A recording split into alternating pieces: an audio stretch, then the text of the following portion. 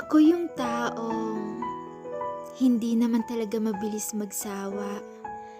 Pero nawawalan lang talaga ako ng gana kapag palagi akong nababalewala. Kasi oo, mahal kita. Pero siguro tama na.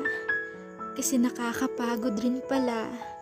Nakakapagod magmahal sa isang tao na binabaliwala ka lang. Nakakapagod mahalin ng isang tao lalo na pinaparamdam niya na parang hindi ka mahalaga. Kasi kahit simpleng oras lang naman sana ang ninanais mo sa kanya, pero hindi niya pa magawa. Kaya sino ba naman ang hindi mapapagod niyan? Yung pakiramdam na minsan na nga kayo nag-uusap, tapos kapag nag-uusap kayo, puro away na lang ang meron sa inyo. Nakakawalang gana, no? Yung wala naman dapat pag-awayan at nagtatanong ka lang naman.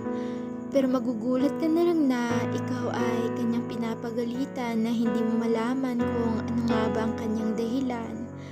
Yung parang paraan niya na lang para mapagod ka sa kanya at iiwan mo na lang siya. Yung siya yung gumagawa ng rason para mapagod ka. At kapag ikaw ang nang iwan sa kanya, ay parang ikaw pa ang masama. Hirap, no? Hirap ng ganyan.